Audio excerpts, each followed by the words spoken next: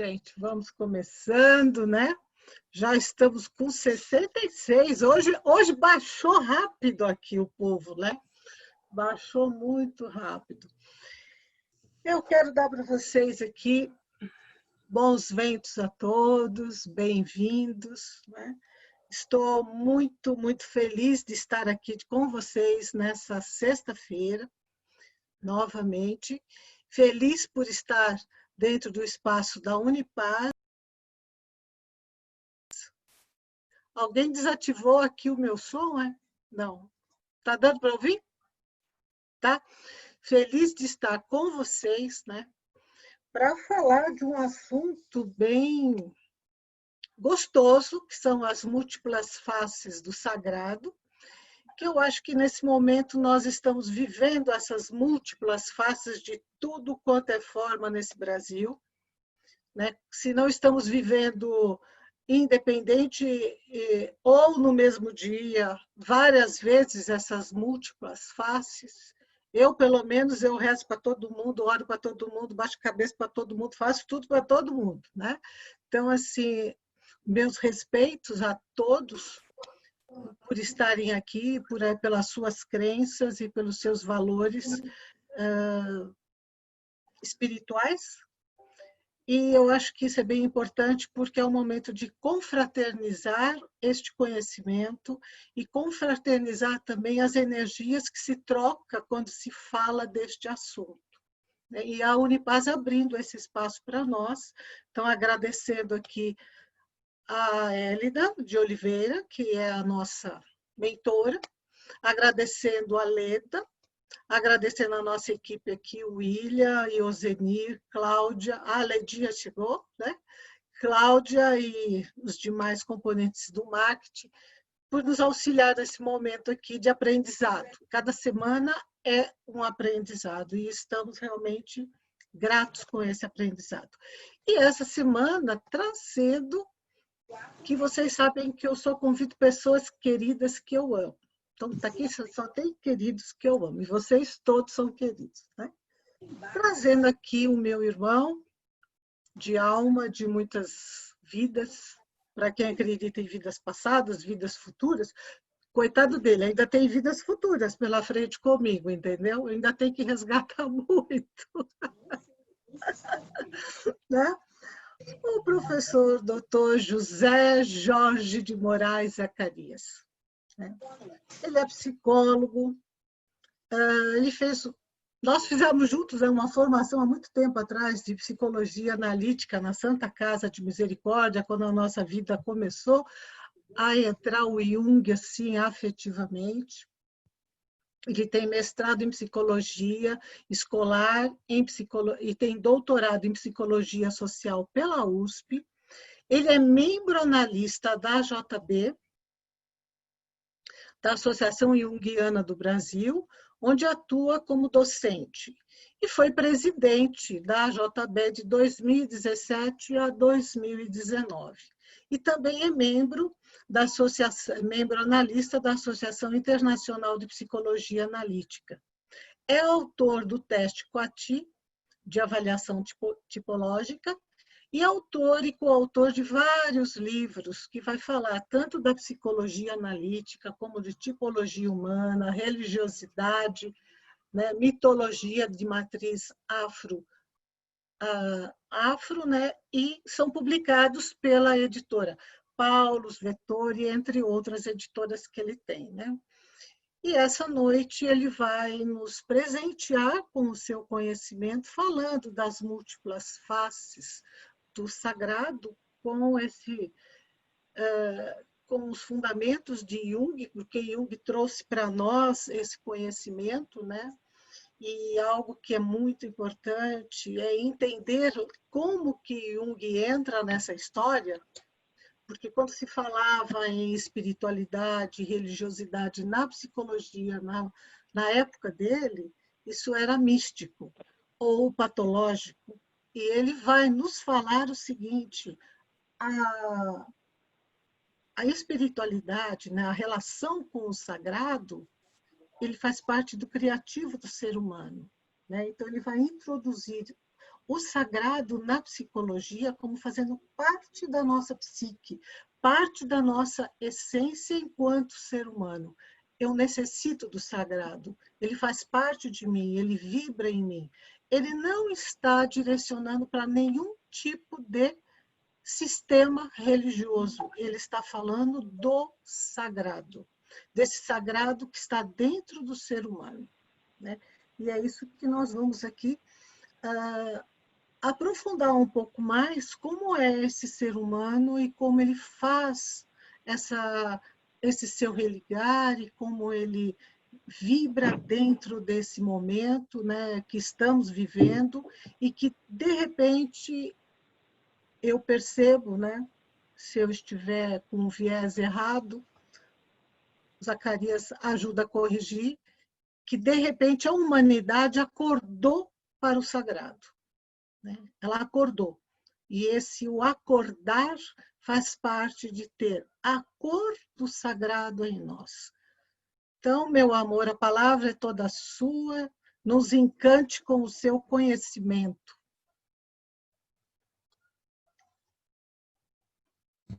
Está sem som? Agora vai ter. Sim. Chegou? Muito Chegou. obrigado pelo convite. Então, agradeço a Unipaz o convite de estar falando com vocês aqui nessa live, estamos juntos. Agradeço a Leda, que gracinha. Estou aqui! Saudades, saudades. Também, muita. Bem-vindo. Obrigado, querida. Agradeço a Hélida, toda a equipe que está ajudando, né, a fazer esse momento. Agradeço vocês que estão aí para essa conversa, né, que a gente vai ter. Na verdade, é uma conversa mesmo, né, não seria uma aula especificamente, mas uma troca. A gente vai trocar ideias, falar algumas posições, algumas questões, né? E aí, mantenham o vídeo ligado, que eu quero ver a cara de vocês, tá? Senão a gente tem a impressão que está dando aula para espíritos, né? Então, vendo vocês, estou vendo vocês, né? Não estou falando pro nada.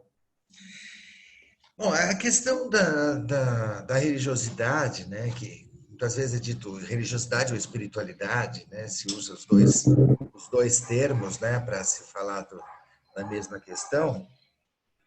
Ela é algo que vem como intrínseco da natureza humana, né? E nesse sentido, Jung vai colocar a função religiosa, né? Ou a religiosidade, ou esse sentido de transcendência, no mesmo nível dos demais instintos que a gente tenha, como sexualidade, como fome, como agressividade. Então, a espiritualidade ou a religiosidade, ela é instintiva no ser humano, faz parte da dinâmica da psique, né? Tanto quanto, né? E essa ideia do sagrado, né, para Jung, vai ser a ideia de algo que transcende. Ele vai dar o nome de luminoso, né? Algo que tem numen, algo que transcende o corriqueiro, transcende o diretamente observável, algo que está atrás daquilo que a gente consegue ver e que expressa o mundo em paralelo, o mundo mítico, né? O mundo que está além. Lá nos primórdios, vamos passear um pouco, lá nos primórdios, é onde vai surgir as primeiras expressões do sagrado, né? Eu quero deixar claro aqui que quando eu falo religiosidade, eu não estou falando de religião, né? Porque religião é uma estrutura racionalmente constituída, né? Tem um sistema de crenças, de regras, tem um sistema de ritual e tudo isso, né? Então, religião é uma coisa, religiosidade ou a expressão do sagrado ou o sentido do sagrado dentro de cada um é outra coisa. É uma experiência com o transcendente, né? Que é muito além do que a religião. Aliás, é muito engraçado. Você pode pegar 10 pessoas que frequentam a mesma igreja, né? Vamos pegar uma igreja, né? Cada um tem um sentido do que é o sagrado para si. Embora todos estejam, grosso modo, seguindo as regras, né? O texto, as crenças básicas, mas se você for perguntar e querer saber... Olha lá.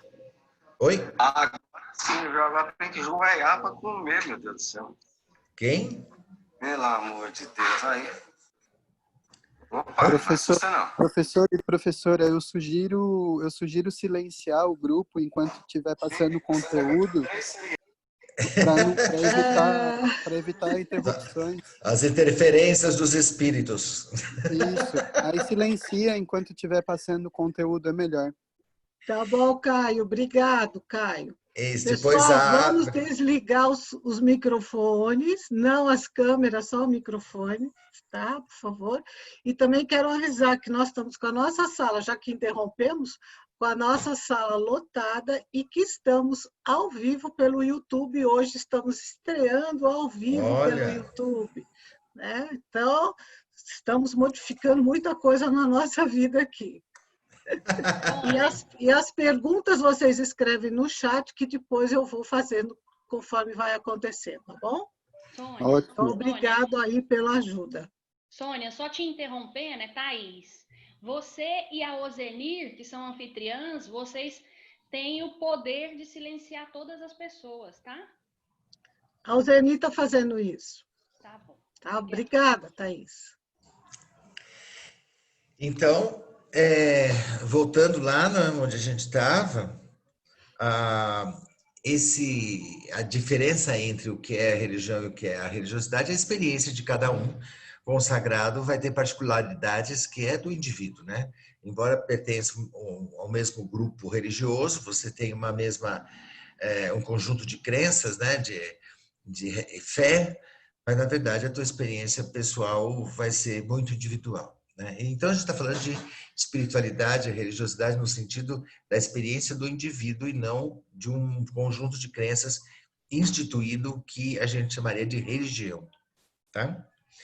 Bom, então lá nos primórdios, né, lá nos nossos ancestrais, quando a gente ganhou consciência, né, autorreflexiva, ou seja, quando a gente caiu do paraíso, né, enquanto a gente estava naquele paraíso, no Ouroboros do paraíso, a gente não tinha consciência das coisas, nem de que estava nu, né? Se a gente seguir pelo mito judaico-cristão de Adão e Eva, a gente tinha consciência nem de que estava nu lá naquele momento. A hora que a gente come, a gente não, né? Eva e Adão comem o tal do fruto e separa o conhecimento bem do mal, começa a ver toda a separação entre consciente e inconsciente, e a gente ganha consciência. Então, lá naqueles primórdios, quando a gente tinha consciência, né, os antropólogos geralmente dizem que a expressão da religiosidade surgiu quando as primeiras pessoas olharam para o cosmos e perguntaram quem fez tudo isso. Né? Olharam para as estrelas e tentaram imaginar quem fez as estrelas, o cosmos e tal. Né? Eu acho que não foi bem assim. Eu acho que o sentido foi outro, né? Porque até você formular uma questão, né? Quem que fez isso, né? Demanda muita coisa. Eu acho que eles olharam para o cosmos e fizeram,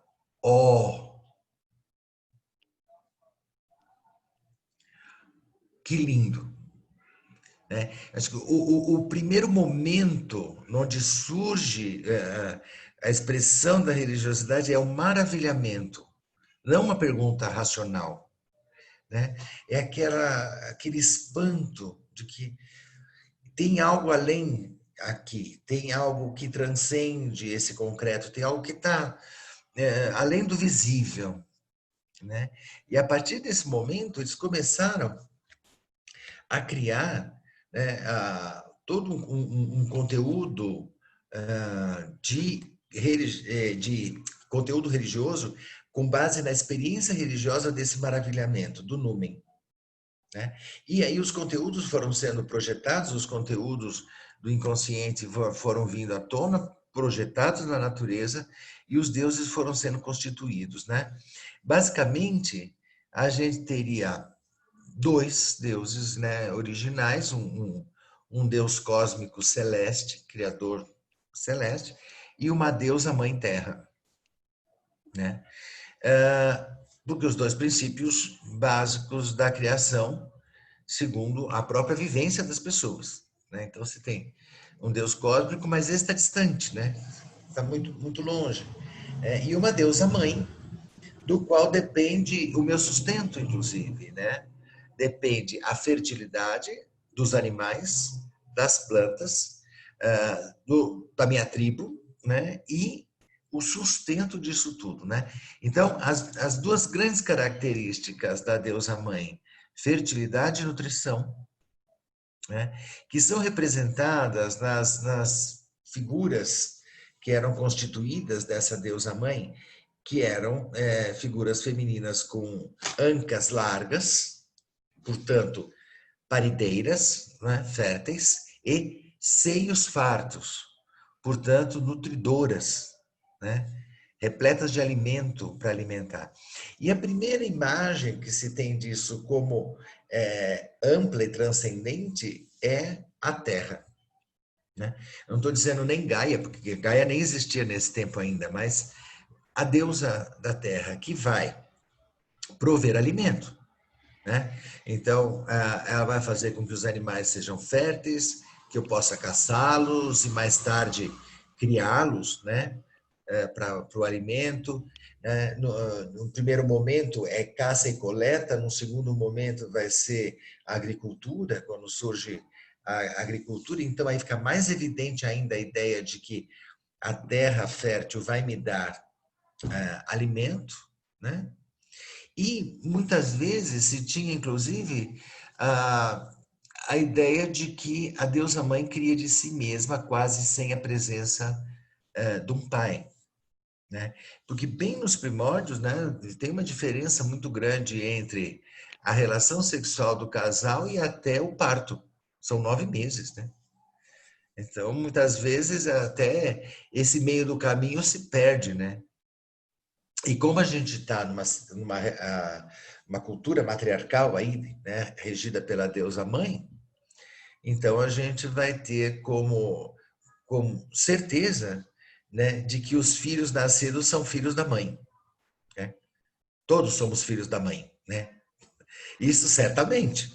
Né? Eu brinco dizendo que pai é luxo, né? Mãe é necessidade. Né? Sem mãe, a gente pode até nascer, mas morre de fome, né? Então, nesses primórdios, a Terra ganha essa dimensão sagrada, né, de nutridora. Então, a grande deusa, a primeira divindade a ser cultuada é a deusa mãe, né? Que é o fundamento praticamente das religiões. Né? Em todas os caminhos você vai encontrar isso. Aí tem um monte de outras coisas que estão acontecendo nessa natureza, né? Que são fenômenos desta mesma deusa mãe, desse mundo, e que onde vão sendo projetados os conteúdos, né, do inconsciente, os conteúdos da psique, e aquelas pessoas vão vendo, neste contexto da natureza, as divindades. Então, já a deusa mãe é sagrada, a terra é sagrada, e as coisas também. Por exemplo, as árvores, os rios, as pedras, as montanhas, né? Culturas que viveram em torno de vulcões, né? Então os vulcões passam a ser sagrados, né? E os fenômenos da natureza, como o raio, o trovão, a chuva, né? Os ventos, né? Todos esses elementos da natureza, eles recebem a projeção do numen e se tornam sagrados, e aí a gente vê as várias divindades, né? Então, divindade de uma montanha, divindade de uma tal pedra, da divindade de um rio, divindade do mar, dos raios e tempestades, dos ventos, né? do Sol, da Lua, e vem as divindades todas vão se formando a partir dessas experiências que a gente vai tendo com a própria natureza, né? Aquilo que mais tarde, né, a ciência social vai chamar de animismo e colocar um estigma, né, a isso, né, colocando a ideia de que o animismo é um pensamento ignorante e primitivo. Na verdade, talvez o animismo seja a necessidade do resgate do valor dos ecossistemas, né? Porque, de certa forma, quando a gente hoje está pensando em ecossistemas e cuidando desse tipo de coisa, é como se a gente estivesse retornando a olhar o espírito do rio, o espírito do mar, o espírito da floresta, né? Então, de certa forma, foi a retirada do espírito da natureza pelo excesso de racionalismo da Idade Moderna que faz com que a gente tenha uma complicação tão grande hoje em termos de ecossistemas, né? Em termos de esgotamento do planeta. Curioso isso, né? Aquilo que a Idade Moderna, o racionalismo da Idade Moderna diz que era primitivo e ignorância, parece que hoje, se a gente não resgatar, em breve não teremos mais planeta sustentável, né? Mas voltando para lá, a gente estava falando da floresta, né, e tudo. Então, a própria experiência da floresta é muito curiosa, porque durante o dia a floresta é um lugar tranquilo, né? Afinal de contas, eu posso entrar na floresta, eu vejo os animais que estão na floresta, né? Eu ouço o ruído deles, os pios, os cantos, os gritos. Eu olho, eu vejo o bicho, sei que bicho que é e tal. Então, é razoavelmente tranquila a floresta durante o dia. Mas a floresta à noite muda completamente de figura. Por quê? Eu não consigo enxergar o que tem lá. É meio perigoso, né? Os sons que a floresta emitem à noite são completamente diferentes dos sons do dia. Então, não são aqueles bichos que eu conheço, né? E uma característica da psique é preencher com o conteúdo inconsciente aquilo que não está consciente, né? As lacunas de percepção, elas são preenchidas por projeções da própria psique, da psique inconsciente. Então, esses gritos, né? Esses gritos, esses uivos, essas coisas que estão acontecendo na floresta à noite, né? A gente vai começar a ver ali uma atividade sobrenatural. Deuses, espíritos, fantasmas, demônios, tudo começa a aparecer nessa floresta, né? Mais ou menos a gente tem uma deusa que ajuda a gente, né, a olhar um pouco isso, que é a Lua, né? Quando ela está de bom humor, né? Então, assim, quarto crescente está melhorando o humor, lua cheia está de bom humor, ilumina um pouco melhor a floresta, tal.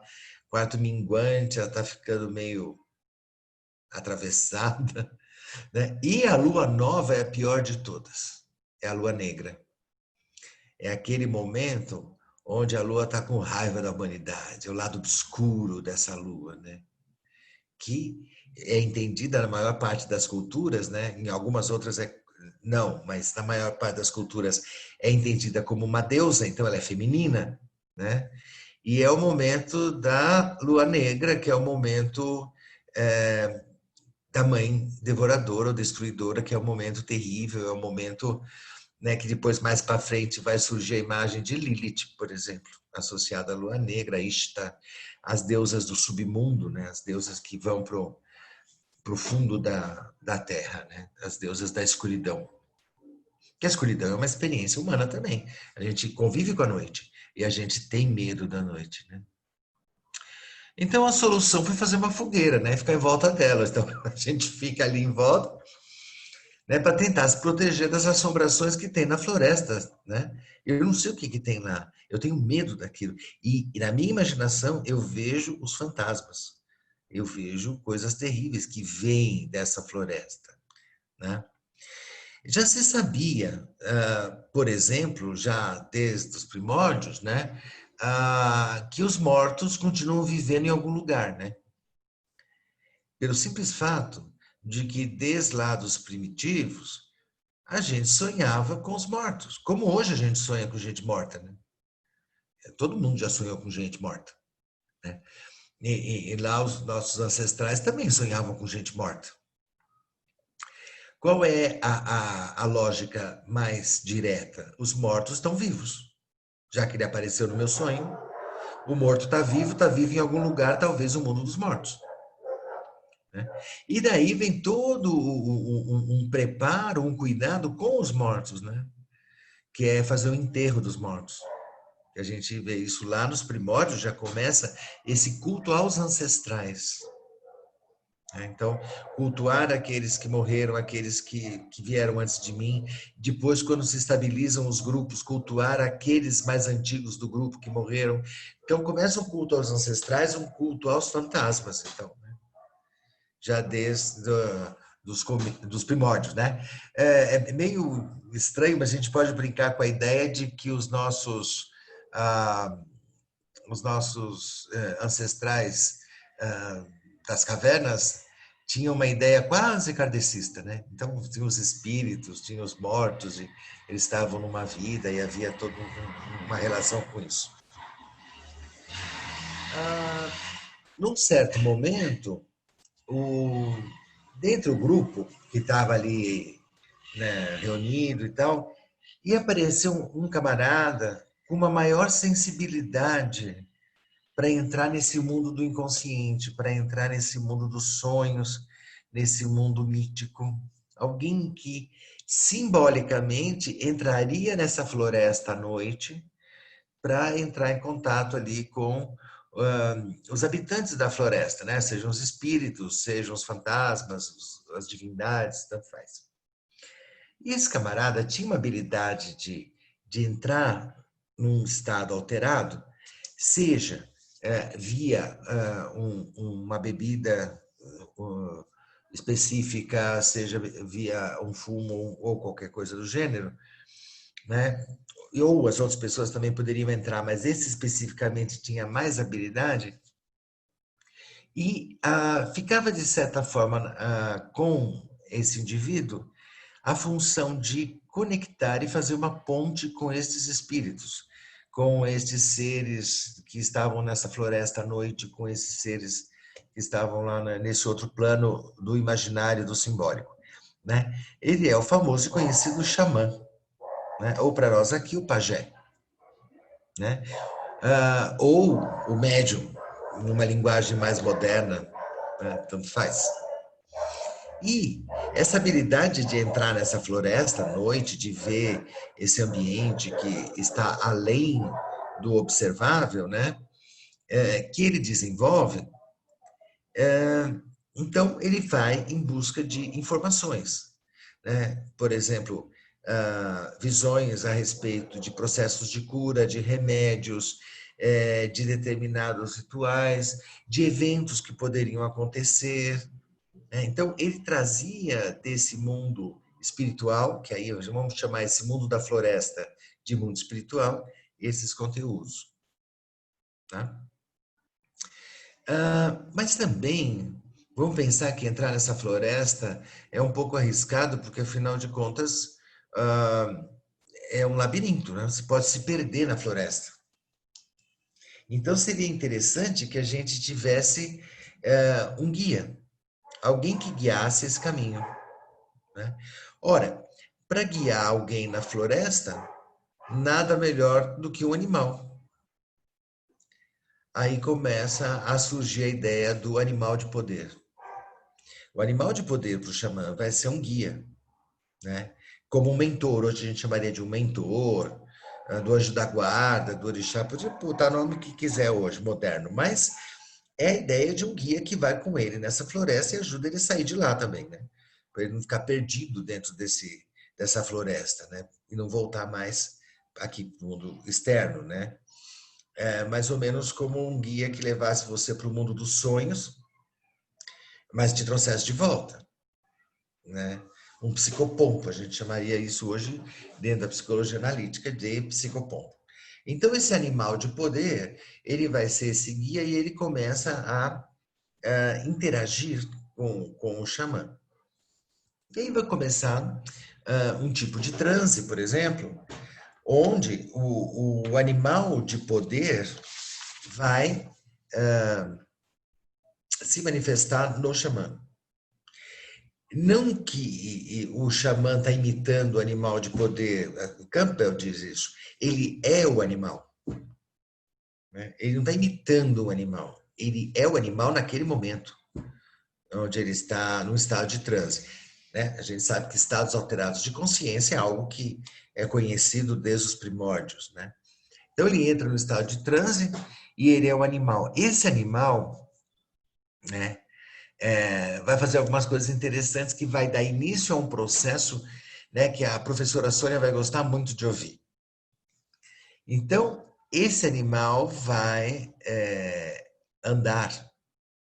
Só que ele vai andar em círculo e isto vira uma dança. Começa uma dança circular. Então, o animal está dançando, certo? Fazendo um círculo. Aí a gente tem o início de uma das artes, né? A dança. Aí alguém vai começar a bater num tronco, em algum lugar, para acompanhar os passos desse animal, mesmo porque a dança dele é binária, forte e fraco. É como a batida do coração, é como a respiração. Né? A base é sempre o número 2. Então, forte e fraco, que são as oposições que estão lá no fruto da ciência do bem e mal, que Adão e Eva comeram, a oposição de novo. Aí alguém começa a tocar um tambor, pode ser que alguém resolva entoar o canto do animal. Aí nós já temos ritmo e melodia. Começou a música. A partir desse acompanhamento, a gente começa a pensar em objetos que vão representar a presença mágica do animal com a gente. Então, a gente começa a sacralizar objetos. Primeiramente, uma pedra bruta. Então, a pedra vai representar a presença do animal. Aí a gente já começou a ter as origens das artes plásticas. Porque essa pedra depois vai ser esculpida e vai ser desenhada. Né? Porque vamos desenhar as cenas do animal, o animal no campo, a caça, essa coisa toda. Então começam as artes plásticas a partir do ritual religioso, né? do contexto mágico-religioso que surge. Depois que a gente tem a escultura, a pintura e tal, aí alguém vai receber, por inspiração, a história do animal. Onde esse animal surgiu, como que ele surgiu, o que ele faz, barará. Aí a gente tem o surgimento do mito. E com o mito a gente tem as narrativas que são passadas oralmente, né, para todo mundo continuar sabendo aquele mito daquele animal de poder. E a gente vai ter então a literatura. Literatura, poesia surge daí, né? A partir do momento que a gente tem todas as estruturas, a gente vai encenar o mito. Então, vamos pegar o mito e vamos fazer uma encenação do mito. Né? Então, a gente vai fazer uma encenação qualquer lá do mito, certo? Quando a gente faz a encenação do mito, a gente cria um ritual, aí a gente já está criando o teatro, que é a encenação da história. Né? Então, a gente pode dizer que as artes brotam junto com as práticas religiosas. Elas têm sua origem simultânea. Tanto é que a expressão espiritual, religiosa, mítica, se faz através das artes, porque elas nasceram juntas. nesse começo, junto com os rituais, as histórias, as danças, as pinturas, esculturas, o teatro, as cenas, né? E também é interessante a gente pensar, né, que a gente costuma falar muito das tais mandalas, né? O pessoal adora mandala, né? Fazer mandala, né? O pessoal de arte terapia gosta de mandala. Vocês já pensaram que uma dança circular é uma mandala dramatizada? Né? Ao invés de ser desenhada, eu estou dramatizando. Uma dança circular é uma mandala vivenciada.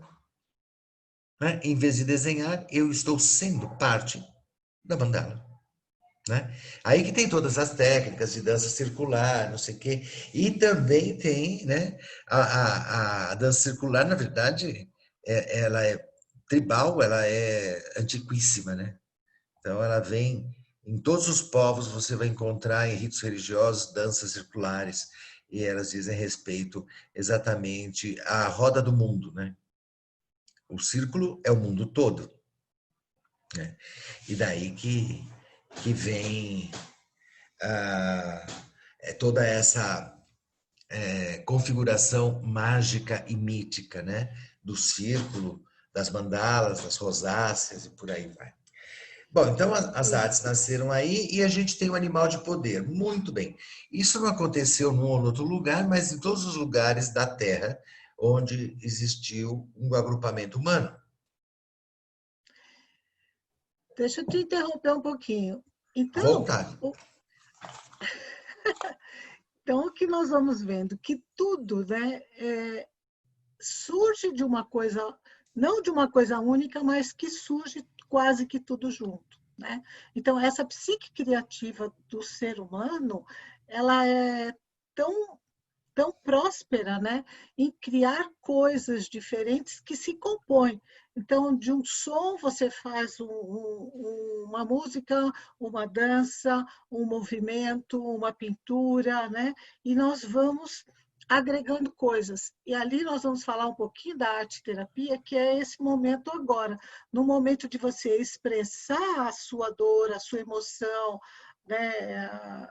Essa ansiedade criativa, nós vamos buscar um contato com o que está acontecendo? Com a música, com a arte, né? Com a arte em geral. Então, as pessoas estão cantando mais, estão dançando mais, estão em casa, mas nós estamos recriando a nossa realidade. Né? E ao recriar a realidade, nós estamos trazendo a arte de volta. A arte está fazendo mais parte hoje da nossa vida do que há 3 meses atrás. Estamos visitando museus, estamos pintando, estamos reorganizando a vida para assistir vídeos, filmes, ouvir mais músicas. Então, veja, a música volta, né? A arte volta para trazer o quê? Um ponto de equilíbrio dentro da nossa psique, que precisa ficar saudável. Né? Então, a busca do saudável se volta ao criativo. Pronto. Muito bem. Obrigada. Então a gente vê aí essas construções, né? E, a partir disso, algumas transformações vão ocorrendo. Esse animal de poder que vai sendo incorporado, né, e que se expressa em várias culturas, né?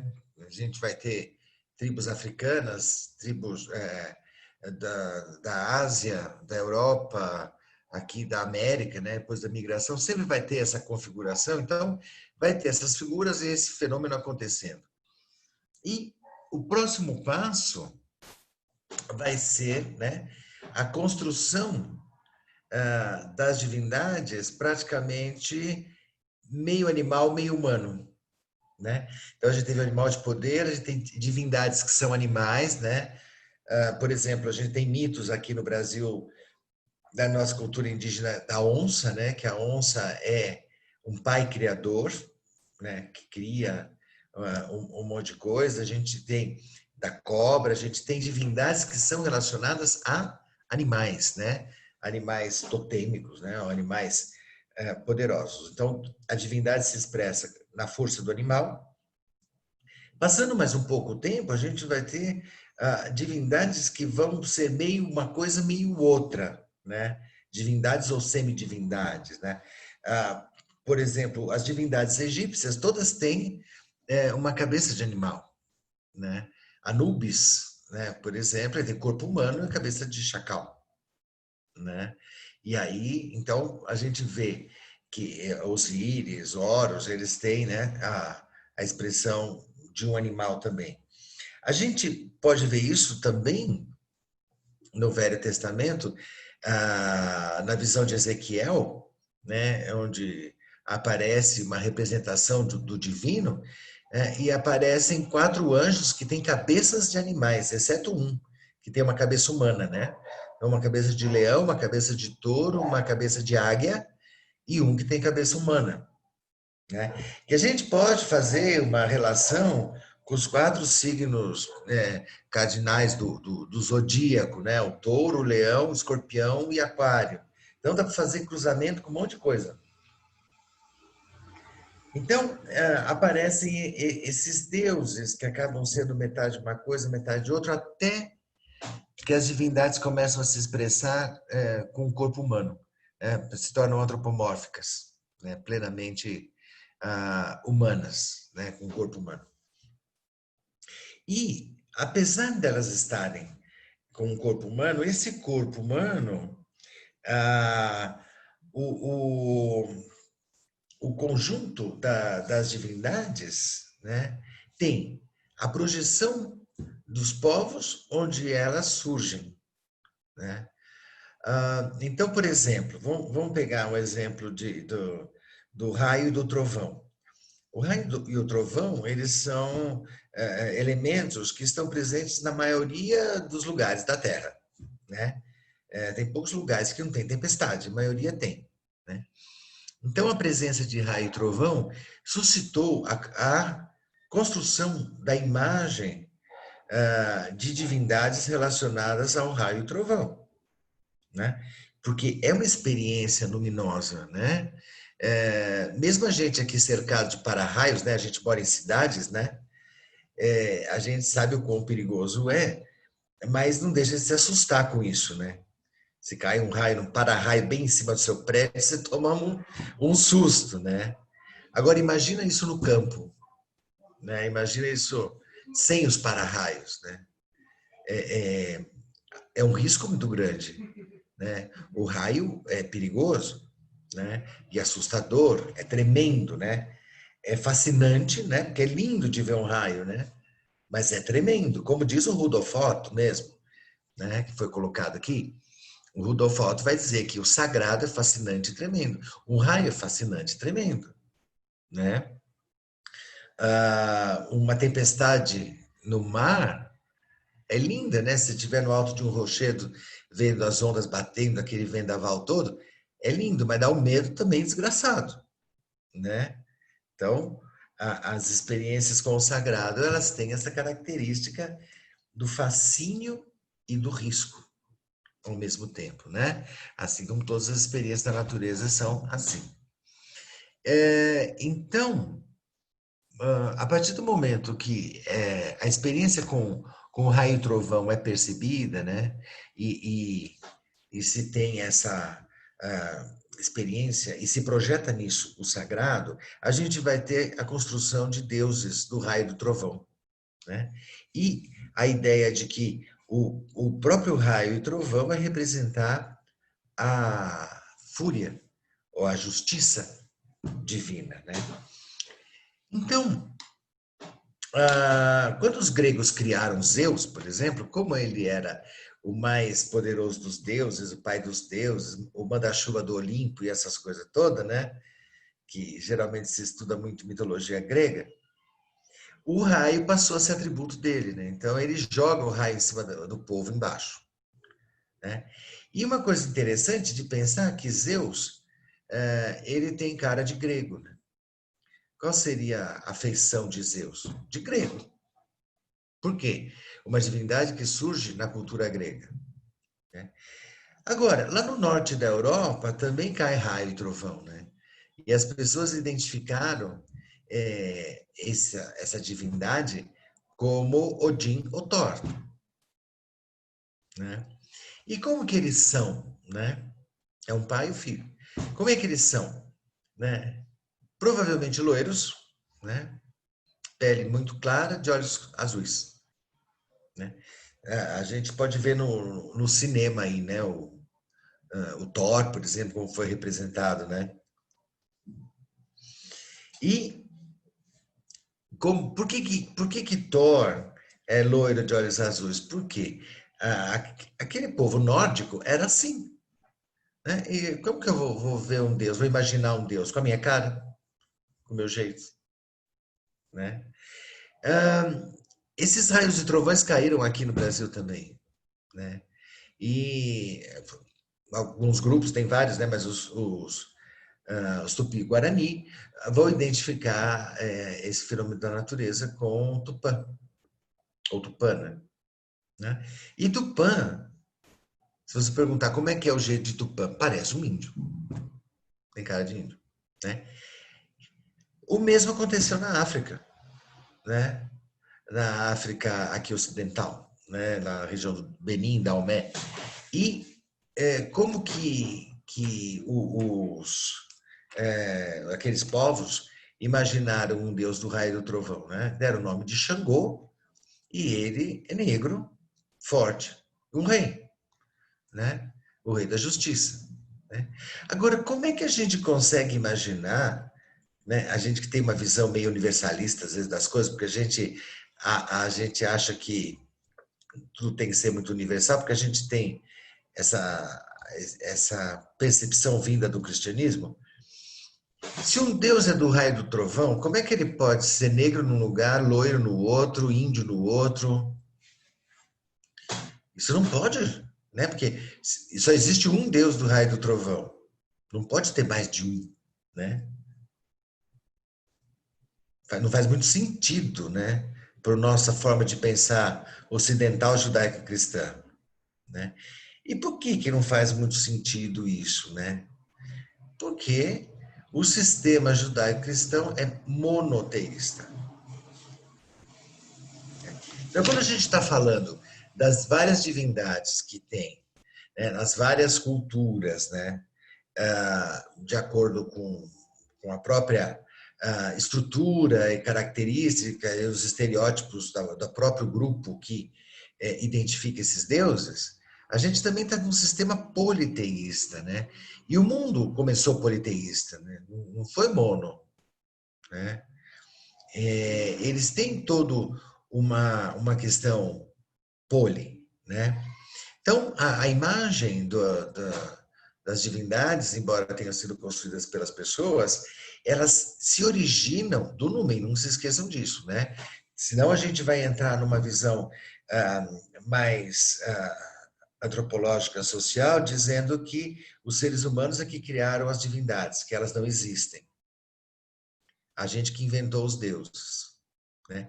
Mas por que eu ia inventar um negócio se eu não tenho um impulso para criar isso, né? Esse impulso é o instinto religioso, o numen que me faz ver o transcendente. Aí, quando eu vou dar uma forma para o transcendente, eu dou forma com base naquilo que eu conheço. Tá? Então, não foi algo aleatório, né? Dizer assim, vamos inventar deuses. Não é assim.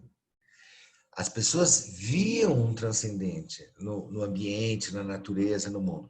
Vinha este numen, essa experiência de que há algo além. E a partir disso, bom, como é que a gente vai imaginar isto? Essas imagens começaram a se formar no inconsciente e brotam, só que, lógico, a referência vai ser o próprio indivíduo. Tá? Então, eu quero fugir daquela ideia que a humanidade inventou os deuses para sua própria dominação e para subjugar os povos. Isso pode ser válido dentro de sistemas de religião instituída, mas não em termos da expressão religiosa natural do povo. Aí não dá para dizer isso. né? Por exemplo, há uma devoção imensa ao Padre Cícero e ele não é um santo reconhecido pela Igreja Católica. Mas o povo sente a transcendência ali, né? Existe uma devoção muito grande a Santa Sara, Sara Kali, e ela não é reconhecida como uma santa católica. Mas o povo adora, entende? O povo adora e cultua as divindades que eles sentem como verdadeiras. Não precisa ser algo instituído por uma religião organizada. Pode ter semelhanças, mas tem o jeito da expressão de cada um, tá? Então, esses deuses todos não foram inventados ou criados, mas eles surgem como potenciais da psique instintiva e da natureza. E a partir daí surgem as divindades que vão ter faces diversas. Assim, aí as faces desses deuses dependem de cada grupo, de cada lugar, de cada região. Aí sim, né? Como eu vou expressar isso? Mas o conteúdo vai ser muito semelhante. Então, em muitas culturas, eu vou ter deuses de raio e trovão, como eu falei para vocês, deuses da chuva, do vento, eu vou ter deuses da água, a deusa mãe está presente em todo mundo, né? Só para lembrar algumas, né? A mais próxima de nós aqui, Maria, né? A Madonna, que é uma deusa mãe, né? Mas a gente pode lembrar de Iemanjá, a gente pode lembrar de Oxum, são deusas mães, né? A gente pode lembrar de Deméter grega, ou Gaia, uma deusa mãe mais antiga aí para os gregos, né? A gente pode lembrar de um monte de outras deusas que representam esse feminino. A Guanin, também, né? Uma deusa mãe. Pachamama, aqui, né? Da cultura inca. Então, a gente tem várias divindades femininas ou deusas mães, né? Assim como a gente tem deusas guerreiras e por aí vai. Sônia quer falar. O Daniel está fazendo aqui uma interferência, né? E ele quer saber assim, falando já dos deuses, né? É possível na imaginação ativa, né, vivenciarmos o divino, ativar a vivência desse divino? E ele também continua assim, é influenciado também pela tipologia, né? Se nós vamos criar esses seres pela tipologia. Sim, na imaginação ativa você pode dar de cara com um aspecto do sagrado. Você pode, porque você está entrando no inconsciente, deixando que as imagens venham, né? Elas espontaneamente vão se apresentar e elas você pode de repente ter uma imagem que remete ao sagrado, como a gente pode sonhar também, né?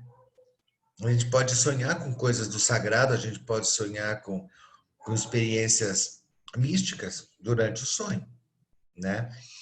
E também na expressão artística, quando nós estamos trabalhando com as pessoas, elas podem trazer esse divino para um desenho, para uma poesia, para uma música, né? Então, ele faz parte desse impulso criativo. Sim, pode, desde que não seja muito racionalizado. Né? Você tem que deixar brotar espontaneamente e aí sim você pega e expressa, né? Aí você usa, mas o primeiro impulso tem que ser espontâneo. Então você pode pensar, não, eu vou fazer um anjo, aí você desenha um anjo. Aquilo ali é extremamente racional. Ou você deixar a mente solta e de repente te vem na imagem um anjo esquisito, até, sei lá, com umas asas diferentes e tal. Aí você faz aquilo ali. Aí você está mais pela inspiração, você deixou a imagem brotar. Mas se você pensar racionalmente em fazer alguma coisa, aí não. E o Daniel continua assim, com as 4 funções da tipologia, como as 4 funções da tipologia afetam a busca pelo divino. As funções da tipologia, na verdade, elas não afetam, né, o divino. É que o divino vai se expressar, como ele se expressa, né? Lembra que eu falei antes que era um conteúdo distintivo que vem do inconsciente? Ele vai se expressar a partir do inconsciente, portanto, vem pela função inferior. A expressão vai ser mais percebida porque vem pela função inferior. Porque, veja, pela função superior e pelo auxiliar, você conhece, isso é consciente, né? Agora, o divino é aquilo que é completamente outro, é aquilo que você não faz a mínima ideia do que seja, né? Então, vai se expressar exatamente pela função que você menos conhece, que é a função inferior, seja ela qual for.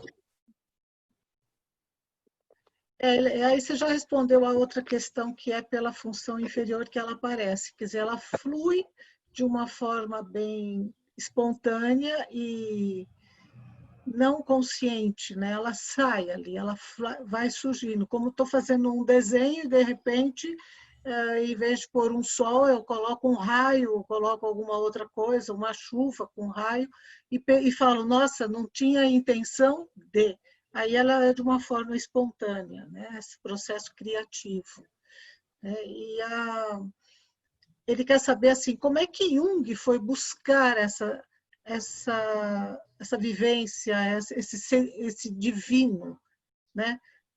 Como ele foi ou por que ele foi buscar esse divino? Bom, Jung era neto e filho de pastor luterano, né? Isso já é uma coisa assim que vai ser importante, né? Então ele já cresceu numa família protestante, né, luterana, mas tinha uma coisa muito engraçada, porque o pai ele era um pastor naquele estilo do pastor profissional, né? Então ele seguia os trâmites da igreja, fazia os cultos, mas não mergulhava na experiência religiosa. Ele era um funcionário da igreja, né? E Jung vivia questionando ele, queria saber mais sobre essa questão da espiritualidade, tudo, e ele não embarcava nessa história, né? Ele não desenvolvia isso. Por outro lado, a mãe de Jung era esquisita pra caramba, né? Porque na história da família dela tinha um monte de médium, né? E ela mesma tinha umas coisas meio esquisitas, assim, meio mediúnica, né? Tanto é que Jung dizia que durante o dia ela era legal, mas à noite eu ficava com medo dela. Era meio estranha, porque... Então tinha uma polaridade aí de coisas, né? Além disso, ainda tem os famosos sonhos de Jung, né? Ele, com 5 anos, ele tem um sonho, né? Que ele desce num buraco que tem atrás do presbitério da igreja, né? No chão. E lá dentro é uma espécie de um templo cavado, numa caverna, né? Então, olha que coisa antiga. E ali na frente tem um trono e tem um falo em cima do trono, né? Tem um tronco com olho em cima, é um falo, né? E isso era uma divindade a ser adorada, né? E olha que interessante, de novo falando das várias faces, né, do sagrado, tem o sonho do Jung com o falo, tem o falo do Príapo, que é aquele que vai trazer fertilidade para os campos, tem o Lingam, né, no hinduísmo, né, que eu falo de Shiva, né, tem o princípio criador masculino como um falo, e aí vai, né? Então, essa é uma divindade antiga, digamos assim como a Iole, né, também, que é a da grande mãe. Então, ele com 5 anos tem esse tipo de sonho. Depois, lá pelos 10 anos, 11 mais ou menos, ele está voltando para casa, aí ele tem uma visão, ele vê a catedral, né? E ele vê um trono em cima da catedral, e aí ele não quer dar sequência para esse tipo de ideia, né, que vem na cabeça dele, ele foge porque ele acha que é uma ideia pecaminosa, aí ele fica lutando com essa ideia um bom tempo, até que ele não aguenta mais, e deixa que a imagem venha. E aí volta a fantasia, né? Então tem a catedral, tem um trono, Deus está sentado no trono, e de trás do trono cai um excremento em cima da igreja e demole a igreja, né? Falando em português castiço, né, literalmente, Deus cagou na igreja e demoliu a igreja, né? Sendo mais, né, castiço aqui para a nossa linguagem. E quando ele solta essa imagem e deixa que ela vem, ele sente não as chamas do inferno, como ele imaginou que ia ser condenado, porque esse tipo de imagem é um grande pecado, né? Mas ele sente uma libertação. Ele se sente extremamente feliz e alegre com isso, né? Fazendo um parênteses, o que a gente pode tirar dessa imagem que Jung traz, dessa visão que Jung traz, né? Que Deus está além das religiões instituídas, ele faz o que ele quiser. Né? Ou seja, a experiência religiosa do indivíduo, a manifestação do numen, do sagrado no indivíduo, pode contradizer completamente aquilo que o indivíduo acredita como sendo a verdade religiosa. Porque a verdade religiosa que ele aprendeu veio de fora como ensinamento, só que a experiência é o fenômeno que se coloca. E o fenômeno, como ele se dá, é muito mais forte do que ideias aprendidas. Ou seja, o fato é sempre superior a qualquer hipótese ou teoria, né? Eu posso achar que eu aprendi desde criança na minha casa e depois na igreja que Deus é verde. De repente ele se mostra roxo. E o que é mais forte? O que é mais intenso? O Deus roxo, porque ele se mostrou para mim. A experiência do fenômeno é muito mais forte do que um conceito sobre o fenômeno. Não sei se era isso, Sônia.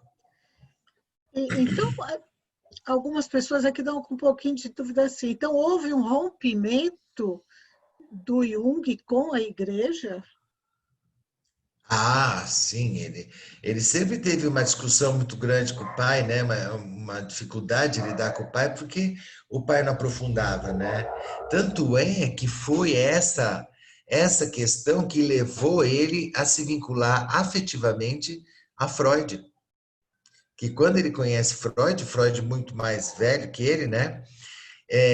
Freud era uma pessoa profunda, assim, do ponto de vista do que ele queria investigar, e ele viu em Freud, né, ele projeta em Freud um pai profundo, que é o que ele buscava no pai dele e não encontrava.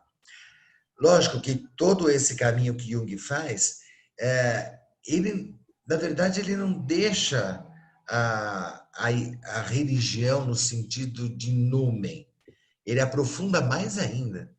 Né? Tanto é que, além daquelas coisas que ele tem aprendido no protestantismo, ele se aprofunda no catolicismo, né? No simbolismo católico, ele vai para a alquimia, que é uma forma de expressão do sagrado, né?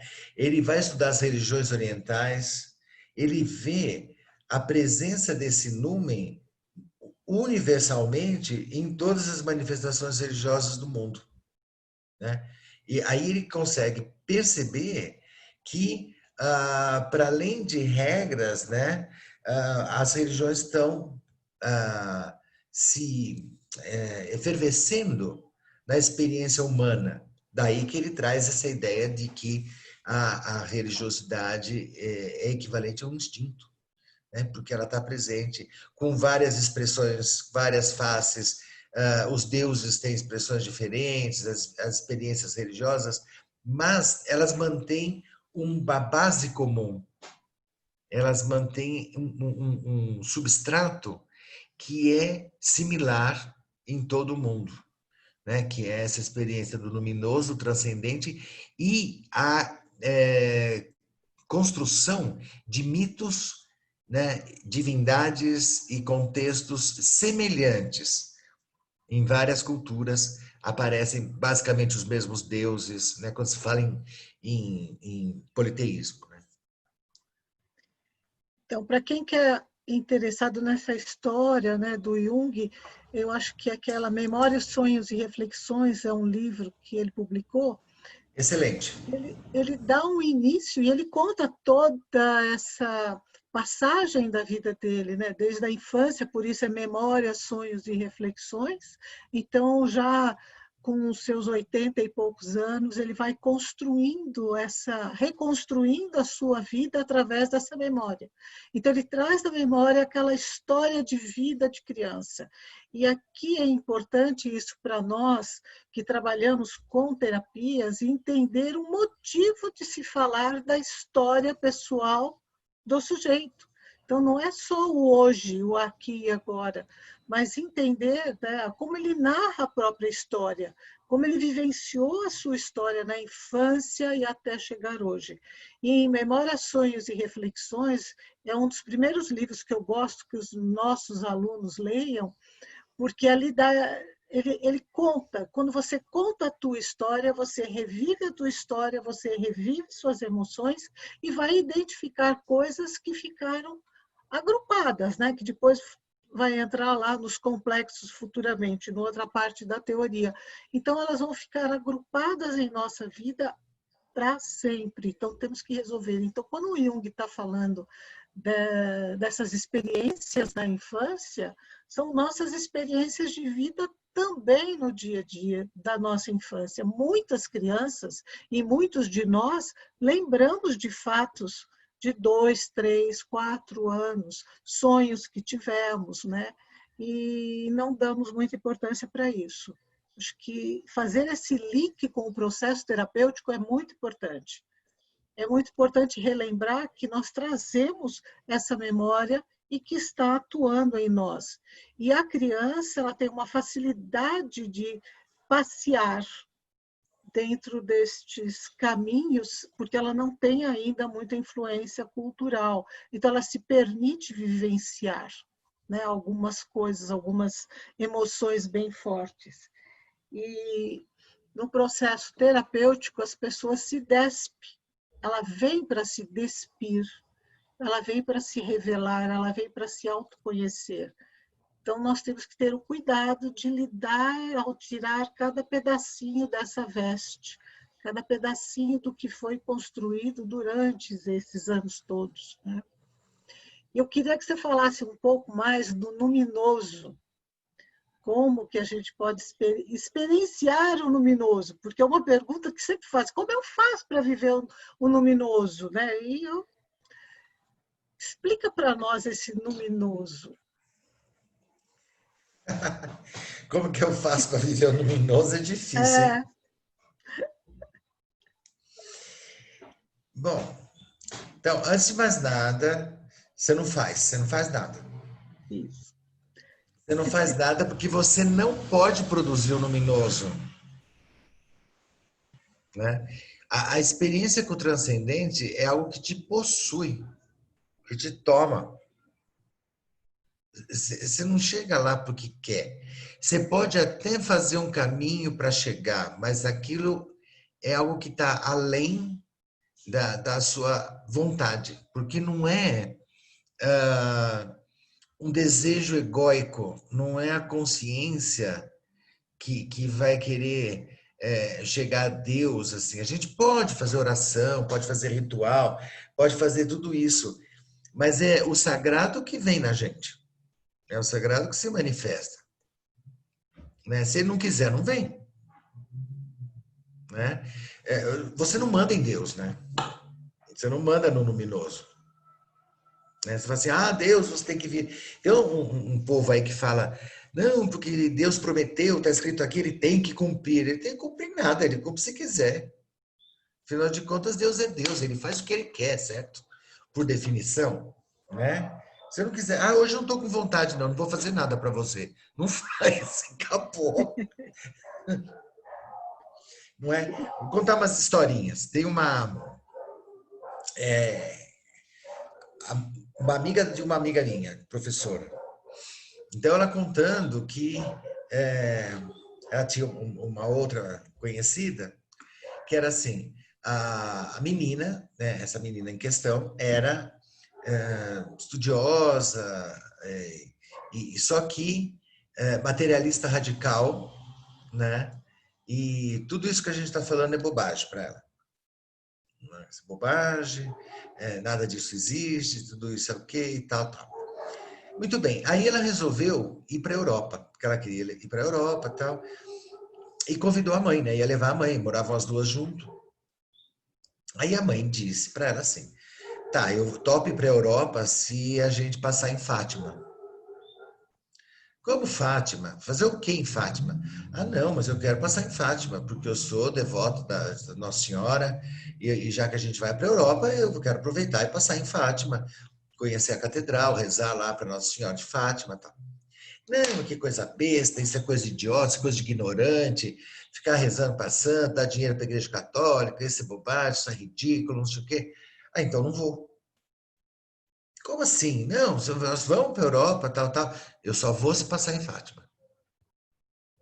Aí a filha fala, tá bom, vai. Vamos fazer aqui a vontade ignorante que você tem de passar em Fátima, coisa besta.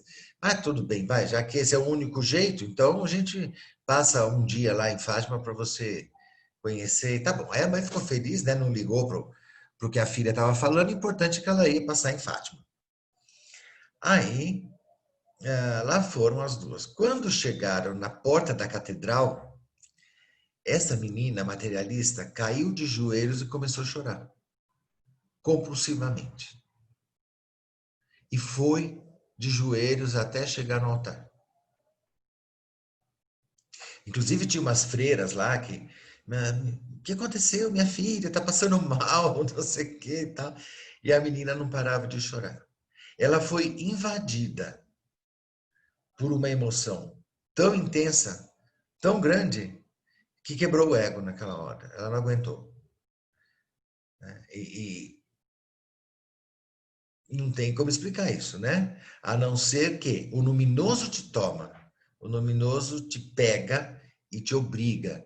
Por exemplo, esse é um exemplo que eu dei, né? Mas uma pessoa tem o impulso de fazer um texto e ela não consegue dormir enquanto não escreve. E às vezes vira noites.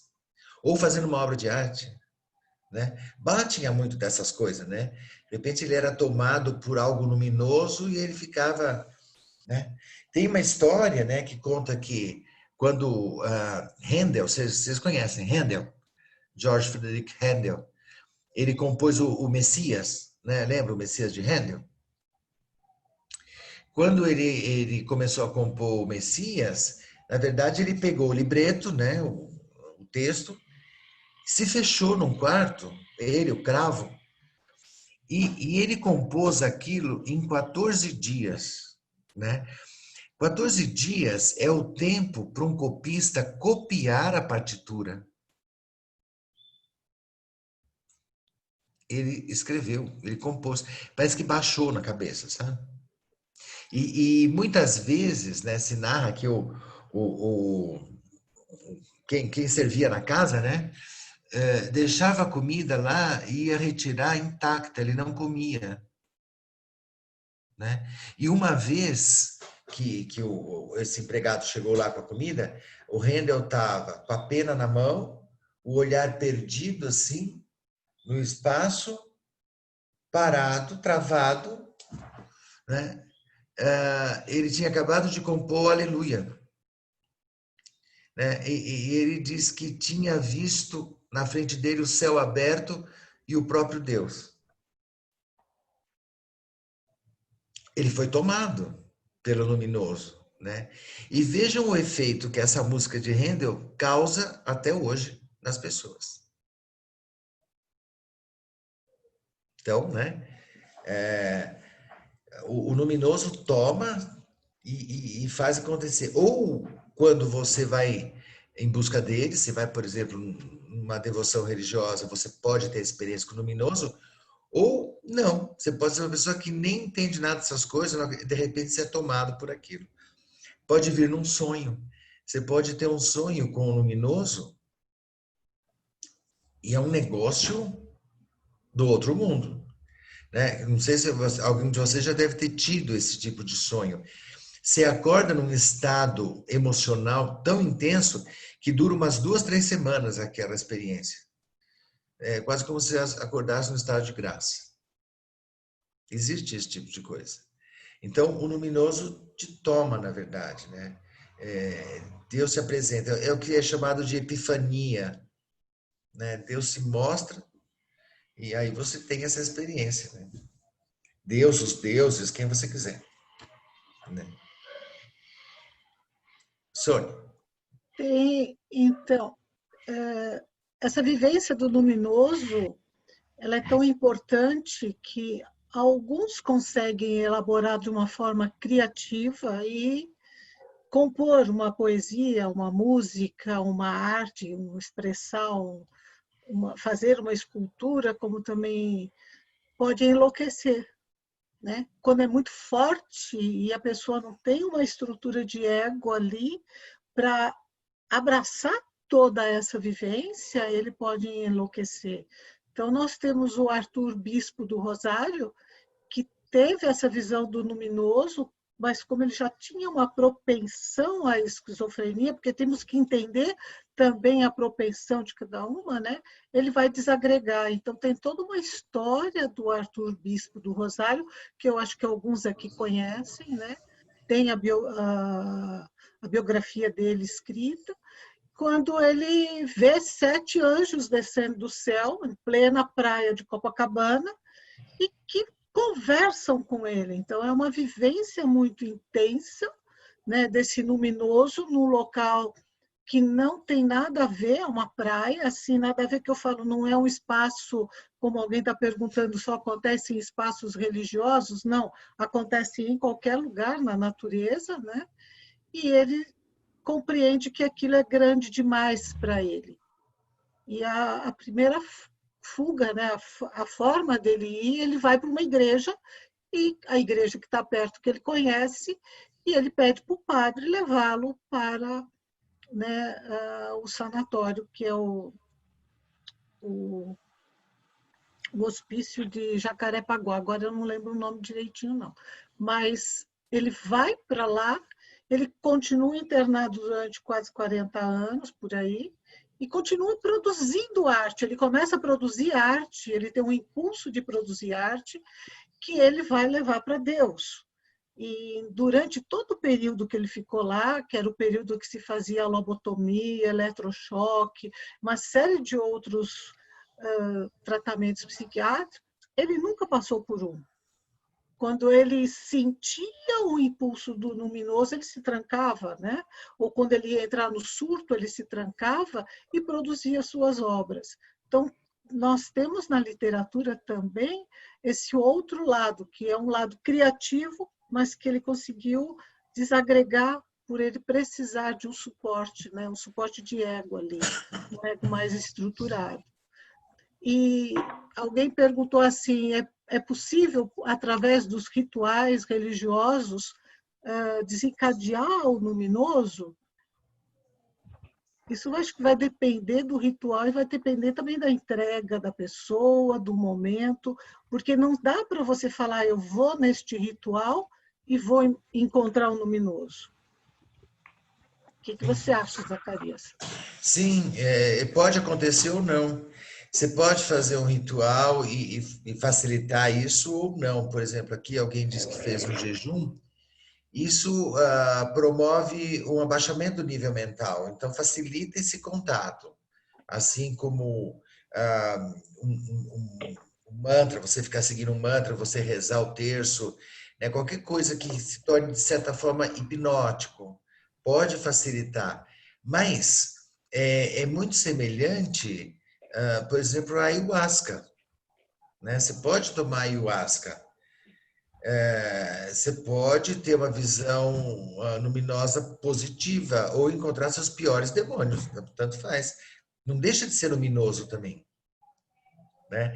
Se tiver desagregado um lado luminoso de um trevoso, o trevoso também é luminoso, mas ele é muito mais pesado, né? Se tiver desagregado internamente.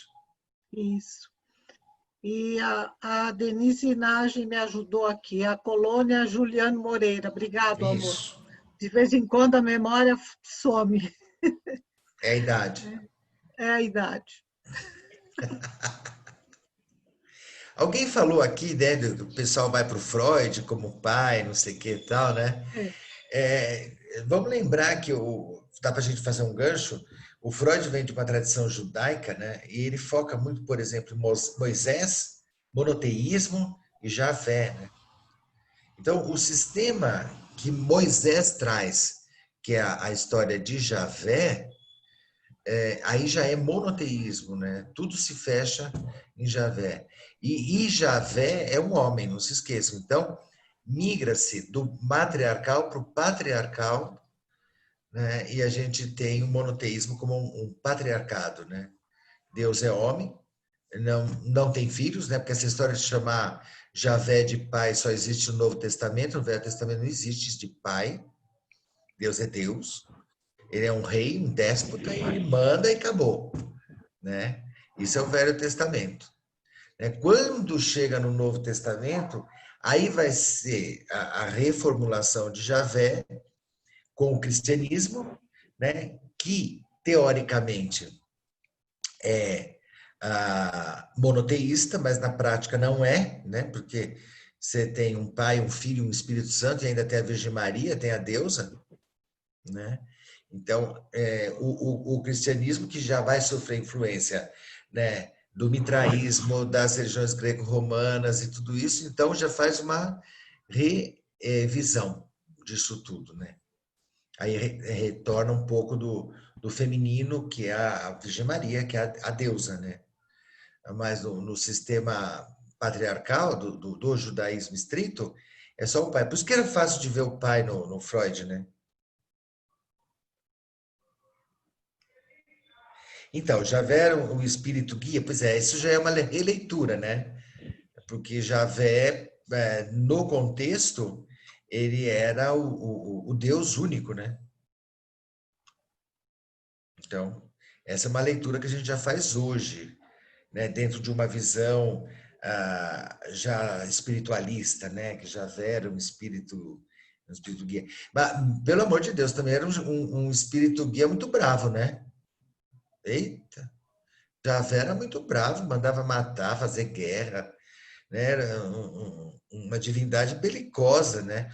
Diferente de El Shaddai, que era o Deus de Abraão, que era muito mais tranquilo, que ele ia jantar com Abraão. Tem lá no Velho Testamento que ele chegou um dia com mais 2 anjos do lado, aí sentaram lá com Abraão, comeram, se divertiram. El Shaddai era muito mais amoroso, né? O Javé é meio bravo. O povo era primitivo, sem dúvida. Então, e eu posso considerar que o luminoso é igual ao divino? É o que a Lília quer saber. Sim, luminoso e divino. Lumen é esse poder energético, psíquico, que representa a transcendência, completude. Então, ter um número é ter uma luz. Vamos imaginar algo com uma luz em volta, uma aura. Esse é o lumen. Então, lumen e divino é semelhante. E aí, Naê está te perguntando se, quando eu sou escolhido por uma divindade umbandista, eu posso relacionar isso com o luminoso? Ué, uma divindade já não é humana, né? É luminoso.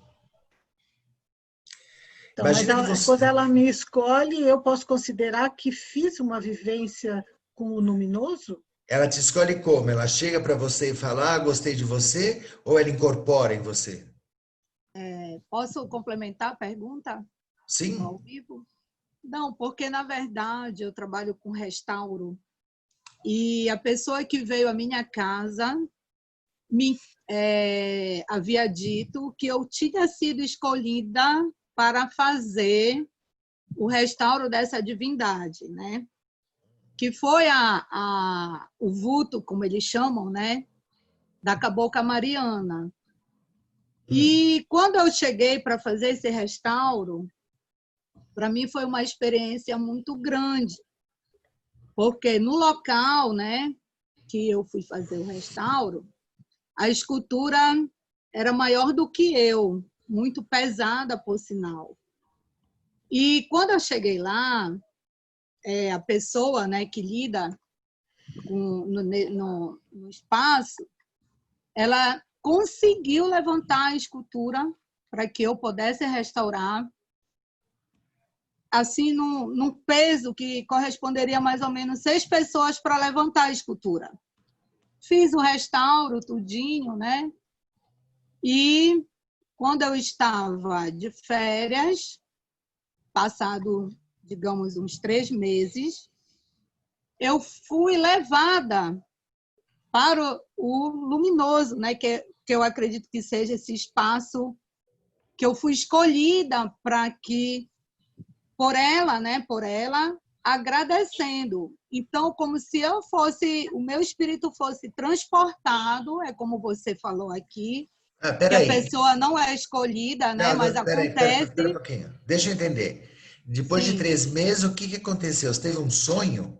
Não, eu concluí o restauro. Tá. E eu estava em minha casa, eu estava dormindo, e eu fui levada para um espaço, que eu não sei te dizer, um lugar que eu fui escolhida para ser recebida nesse lugar. Dizem que é o mundo do encantado, eu não sei porque eu não lido diretamente com essa religiosidade. E eles me acolheram com muita música, muito canto, muita alegria. E o branco eu percebia na imagem das pessoas que me receberam nesse espaço, muita paz, muita tranquilidade, muito agradecimento, né? E eu via a pessoa, né, que eu restaurei, o vulto que eu restaurei, e ela se apresentou para mim, né? E eu não sei te explicar a energia que eu senti, entendeu? A energia que tem a ver com o luminoso, o iluminado, né? A Encantada se mostrou para você, é isso? Sim, sim. A Mariana, né? Encantada Mariana.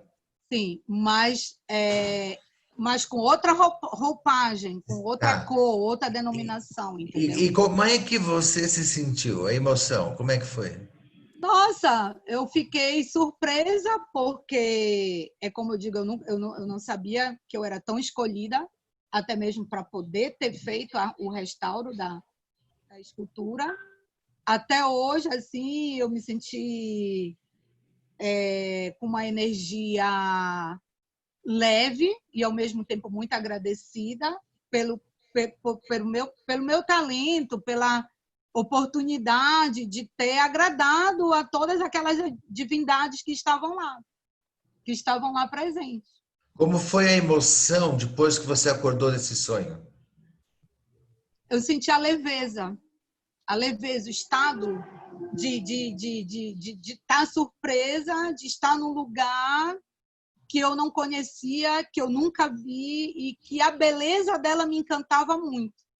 A beleza física da entidade me encantava muito. De alegria. Tinha alegria em você? Sim, tinha um contágio muito grande que as pessoas me recebiam com muita alegria, entendeu? Não Mas em mim, sim, passava essa alegria. A hora que você acordou. Sim. Estava intenso? Essa energia. Estado intenso de alegria, entendeu? Então, foi um sonho com conteúdo do luminoso. Pois é, a pessoa não sabe explicar a emoção, eu passei isso, eu perpassei isso. É como você fala, não foi todo o tempo que eu havia, já tinha acontecido isso comigo, não. Foi a primeira vez, depois que foi terminado tudo isso, eu não estava esperando o momento, eu não sabia que eu ia ser levada para esse lugar, que eles iam me receber com uma festa, né? Não sabia.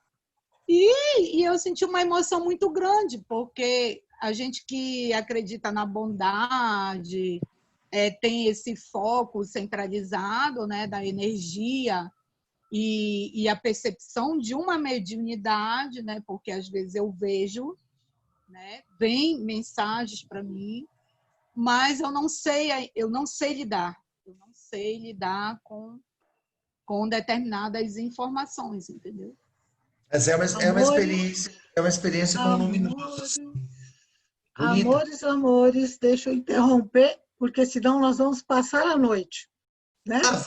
Porque o nosso tempo Nós temos tempo, né? E acabou. O tempo acabou mesmo, então nós vamos ter que Olha, partir para o encerramento.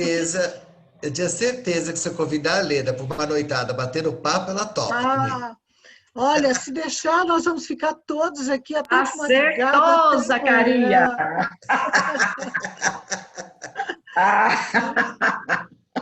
Porque o assunto é maravilhoso, é um assunto que cada um aqui tem uma história para contar, cada um tem a sua experiência, nós passamos, se nós olharmos para a nossa vida agora, nós vamos identificar esse momento.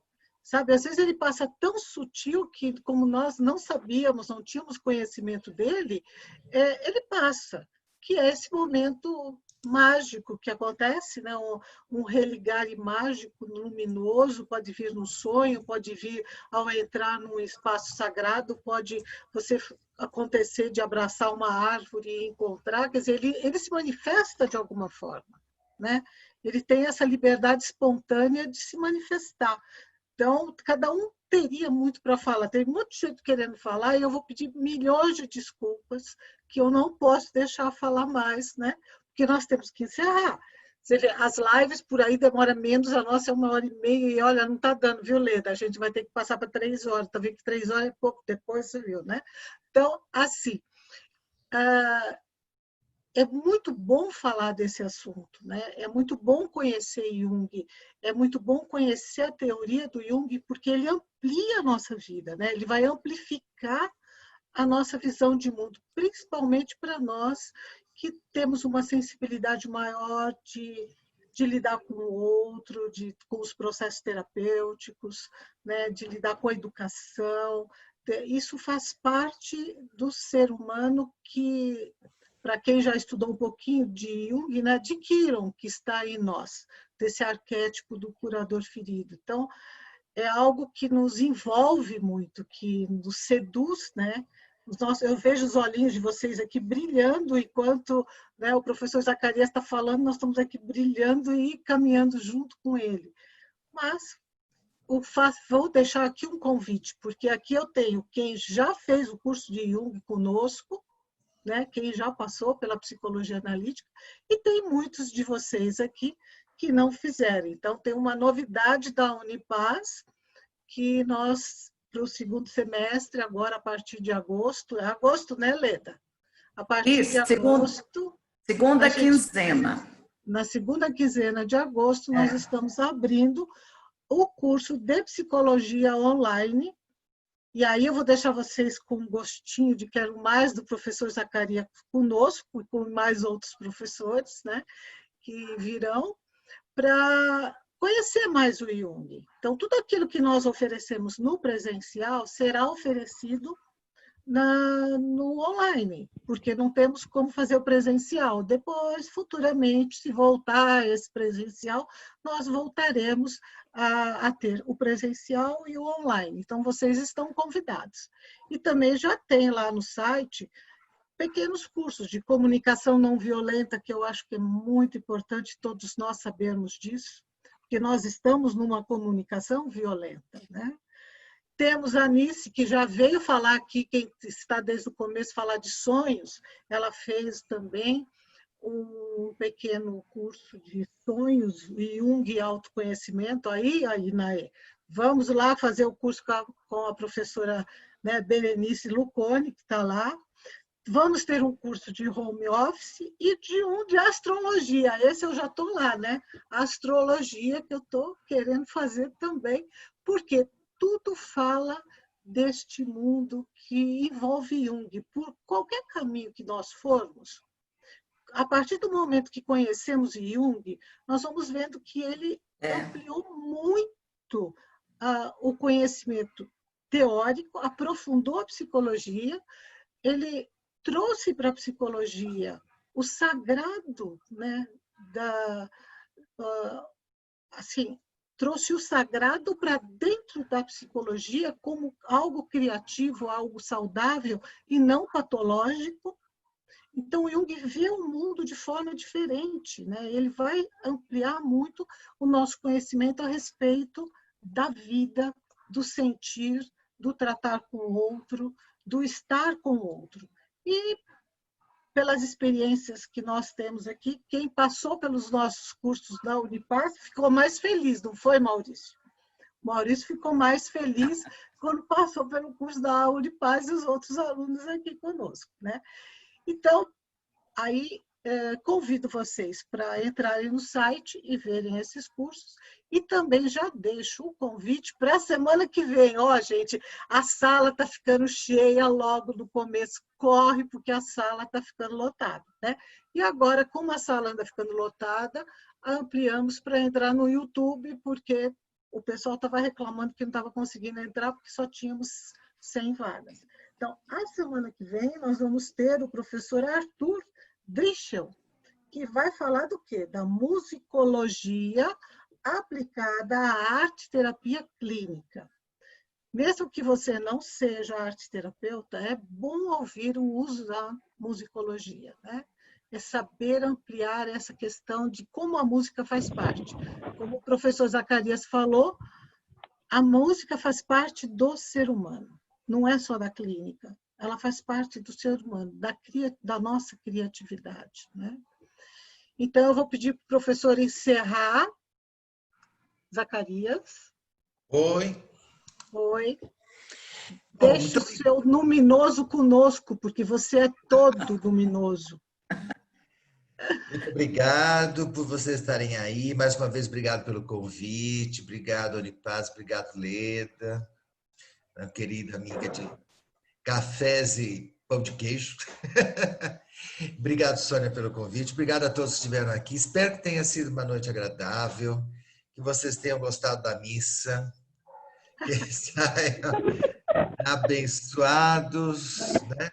Desejo para todos vocês, todos e todas vocês, uma excelente noite, bom descanso, sonhem com os anjos, como diziam nossos avós, né?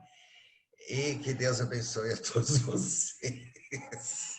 E, gente, olha, teve gente de novo aqui lá do Sul, Santa Maria, Porto Alegre, Paraná, Curitiba, né? Com Gilmar e mais o Paraná, Ariclé do Paraná, São Paulo, Rio de Janeiro, com a Denise Nagem, que mais que eu só posso conseguir falar mais do que eu consigo ver, né? Belém aqui, representante, Inaé, representante de Belém, mais o Carlos. São Paulo, eu vi que tem bastante gente. E agradecer aqui uma pessoa que foi nossa aluna, minha e do Zacarias, há 20 anos atrás. Silene Maróstica. Saudade, amor. Olha que maravilha te ver 20 anos depois. Saudade. Gente, isso é maravilhoso, né? Então, vamos jogar beijinhos para todos. Vamos jogar beijinho e vamos fechar nossas câmeras. Beijinhos, beijinhos. Tchau, tchau. Beijo, professor. Beijo, obrigado. Tem aqui, olha, o café, o pão de queijo, a cama para você dormir. Venha para cá, tá bom?